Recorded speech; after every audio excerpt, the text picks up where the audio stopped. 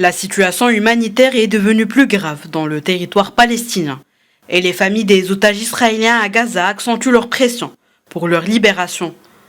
Après s'être focalisée sur la région nord du territoire au début de la guerre, l'armée israélienne concentre désormais ses opérations, en l'occurrence terrestres, sur le secteur de Khan Younes.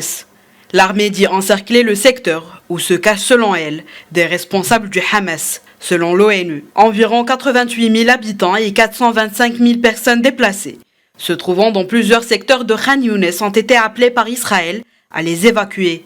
Face à l'attaque massive, le moindre déplacement devient extrêmement dangereux. Nous voulons rentrer chez nous, nous voulons retourner dans nos maisons. Nous sommes maintenant dans une zone ouverte. Je suis venue ici avec mes filles, sans mon mari et mes enfants. Mes filles et moi vivons dans une tente. La situation est très mauvaise, elle est insupportable. Ça suffit, personne n'a de compassion pour nous.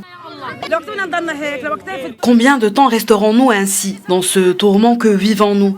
La situation est insupportable ici, il vaut mieux rentrer chez nous. Nous préférons retourner chez nous plutôt que de rester ici. Nous voulons nous débarrasser de ce tourment que nous vivons. Nous nous ennuyons et les maladies se répandent parmi les jeunes enfants.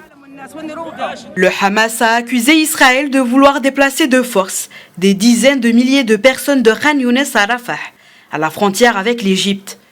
Parmi les secteurs à évacuer figurent notamment 3 hôpitaux, dont celui de Nasr. Selon le Hamas, l'hôpital est encerclé par des dizaines de chars de tous les côtés, sauf un couloir, pour que les gens puissent partir. L'Organisation mondiale de la santé a dénoncé une situation indescriptible dans les hôpitaux de Khan Younes. Le ministère palestinien de la Santé a, lui, mis en garde contre des répercussions désastreuses si les forces israéliennes menaient un raid contre cet établissement, le plus grand du sud du territoire.